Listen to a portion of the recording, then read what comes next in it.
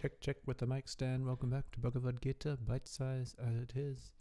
Here today I'm discussing Chapter 7. Chapter 7, Knowledge of the Absolute. Why is this chapter so difficult to describe? Well, here again we come to another paradox, another situation of high tension, whereby Krishna is trying his best to explain to Arjuna who and what he is, but also with such an expansive stress upon trying to grasp a small portion of the infinite which has been manifested in the form of Krishna as his Shamasundara form. There is also, what he is not, in the sense that what is to be overcome, and the various forms of which he is occluded. Shamasundara has been described quite nicely as the shape of the cloud before it rains, that dark blue kind of hue. And Krishna says that it cannot be understood. No one comes to know him because of the potency of Maya, which is the illusory factor of his own energy.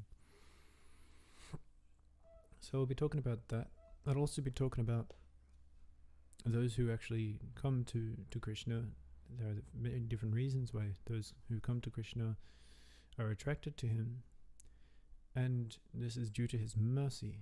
His mercy, of course, pretty much addresses all problems. And so it's very difficult to find Krishna as he is. I'll also be discussing why it is that yoga is a science. Okay, this is really something that can no longer be hidden in the spiritual path. Why yoga is a science. Why it's stronger and more vast than psychology is not purely a historical academic reason. It's actually something that is so deeply ingrained within our very heart, mind, body that any efforts to pinpoint a psychological tendency can easily be seen as a manifestation of something much larger. You see, our mind is so fickle, and our lifespans, in terms of what history has shown us, especially in light of those cultures that are really apt at preserving, you see, it's terrible to try and grasp yoga as something that is just a hobby, when really one comes into it, it's known more and more and more that yoga is a science, because we're dealing with forces of nature. We're dealing right at the cusp where the forces of nature are directly felt by the individual, to the point that the individual, particularly the yogi, is almost in control of these forces of nature, as it were. And that is why, for reasons of karma and for reasons of honesty, one has to move deeper and deeper into the service of Krishna. Deeper and deeper into the service of Krishna would only suggest for one, again, as it has been said in previous talks and previous chapters, that we just have to keep on moving closer and closer toward the Absolute.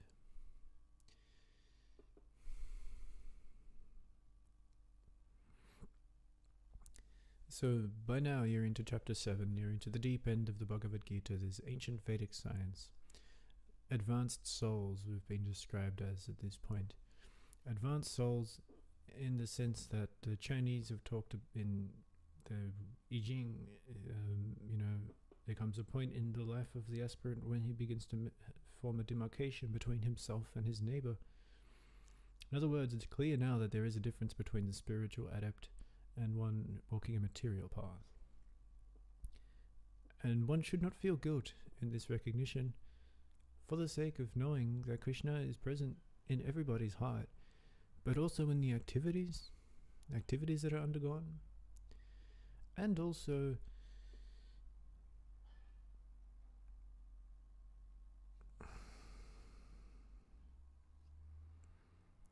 that he himself is the force behind what anybody is attracted to. Okay, this seems like a very bold claim to make, and also it is the cusp of which one can begin to understand what yoga is all about.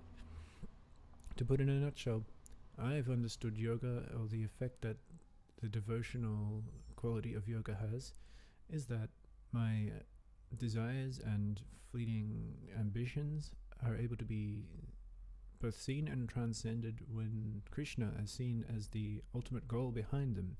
In other words, through the process of meditation and chanting, as it has been indoctrinated and institutionalized in the form of a practice of yoga in society, that is of bhakti yoga, chanting the mantra, it seems that energetically I've been able to reassign my aspirations, spiritual and otherwise, as Krishna. And that is something that isn't really able to be shared quite well. You see, Krishna, he mentions in this chapter that I will help you to serve any demigod you wish. All I ask is that you remember that I am behind all of these apparent demigods, okay? And so he does not denounce the respect of Lord Shiva. He does not denounce the movements of Ganesha or Brahma. And at times he also says that it's necessary to make these appropriate sacrifices to the creative principle of the Lord, to the destructive or the feminine force of nature.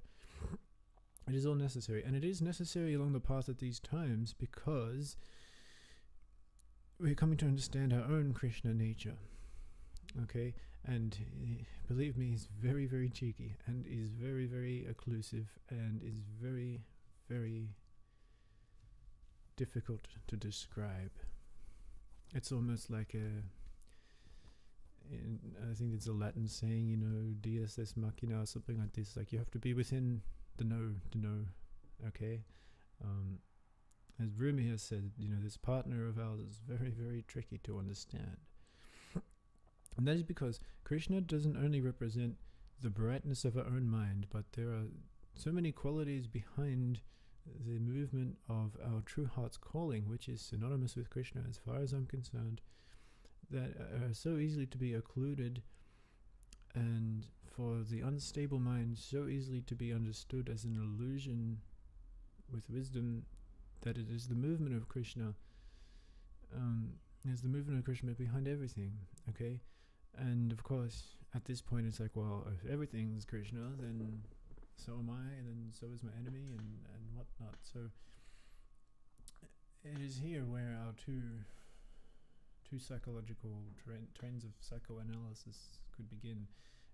Psychoanalysis without a spiritual light is just blind people on a couch talking theory and semantics. Krishna says, I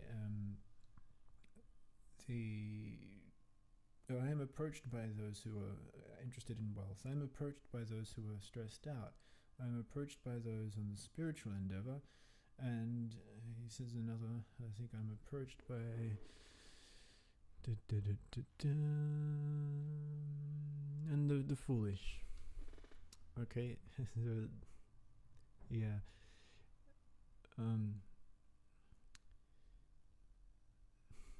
So not only is he approached by he's making this demarcation. Okay, I'm approached by these 4 types of people, and believe me, of which the course of time of your own spiritual path, they'll be mingling, and as your own intention gets double checked and checked again. But he's making this demarcation because he wishes again to announce that he's beyond the modes of nature, being goodness, passion, and ignorance. He's beyond this. Okay, and that is very hard. Believe me, it's very hard to understand. It's very hard to understand someone who's good but not good, someone who's like badass but not badass. Okay, this nirvasattva guna quality is something that's only really lived, something that's only understood in the present moment, and thereby it comes to the point, says Krishna, okay, you can have me, but here is Maya, my illusory energy. Good luck to get past that. And so it's not like he's setting up barriers, but he does say, when you take one step towards me, I will take 10 towards you. Which is also a thing of, fuck, this is a really long journey, but also you can see it as this is a close encounter with something close to infinity.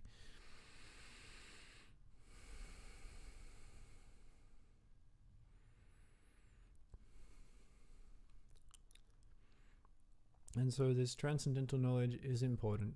It is important for the sake of knowing that the destructive force within man is watched over gracefully by the loving, sustaining forces of grace and gratitude and perfection and beauty. Okay. Also, the creative force of man is also safeguarded by Krishna as well, in the sense that he actually springs from the navel of the Creator. Right, so he didn't create himself; he created the Creator so he could create himself. Long story short, that one.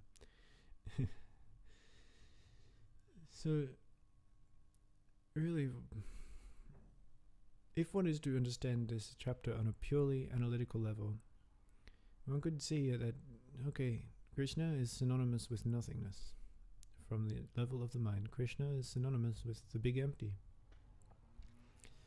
But then Krishna, he so clearly and to his grace mentions ways out of this trap, because this is an intellectual trap. At this level, yes, he is nothingness, and you can go out into the world and remember the nothingness to be synonymous with Krishna, and it's all a play, and it's all good, and it's all bad, and it's all full of potency. But he mentions that the intelligence is just one quality of himself. So we got the 5 elements of nature, and the false ego, and the intelligence. Thousands of men are trying to attain Krishna, and only one does. And then there's the striving towards his service. Okay, the striving towards his service is described as the best way, because you're giving Krishna, like what is said to be the most in tune way to give freedom is that you don't have freedom, it's something you give. So the attainment of his service is something that you can do to help people get back onto the path, and it also shows you, what Krishna has given you. In the true Taoistic sense of Krishna being nothing, Krishna is changeless.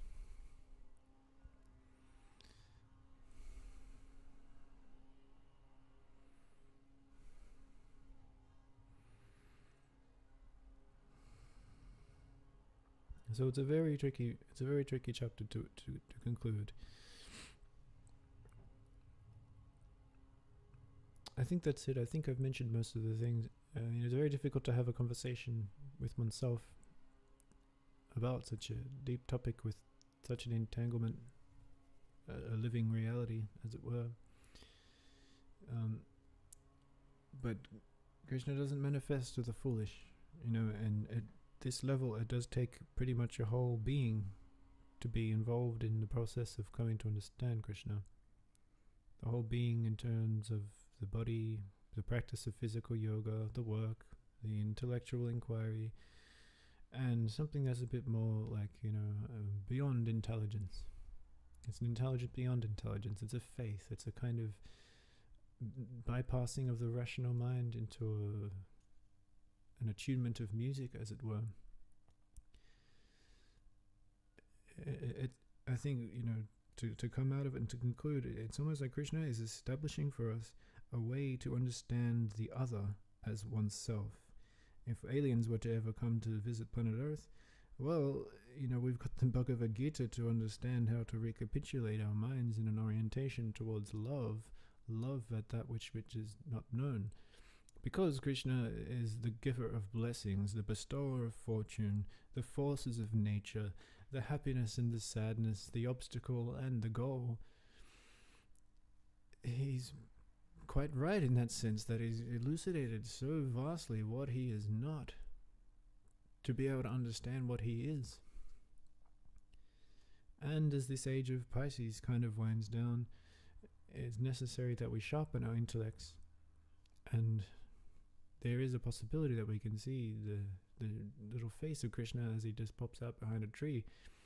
There we go, is always present, and in a clear mind and in good alignment with truth, then Yoga Maya can be transcended.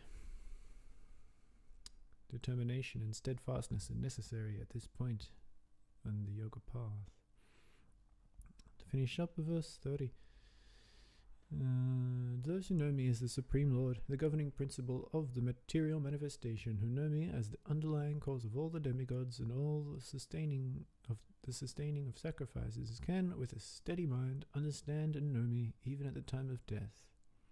Thus is important. The time of death, all good and bad actions will be flashing past as one enters Vado, the flashing lights, the different realms of memories and impressions, and Sankalpa, and stain. Yeah, if one can remember that Krishna is the combination of all efforts, for good or bad, then all one has to do is remember Krishna. Earlier I said that as I'm chanting, I'm remembering the name, and what I've invested into that comes back if I want it to come back. And it's recognized in others, if it's meant to be recognized in others. Unborn, infallible. Krishna being the eternal creative potency, covered eternally, so that we know that we got to continue to work to reveal this beautiful, bright truth upon all souls. So it happens that people don't know what they want in this life. They don't know what they want when they've already got it. And so it's got to show how possible it is for one to have it without creating jealousy, and the goodness of method is kind of perfected as one continues in the path, perfecting oneself. Method and wisdom are kind of coupled together, before you know it. We got others who are sort of invested and in tune with the same groove that one has been on this path the whole time, and we're here to share bits and pieces and to do our best we can. Okay, thanks for tuning in. This is a long talk once again, but I'm happy to have sailed through. Take it easy now. Namaste. Hare Krishna. Bye bye.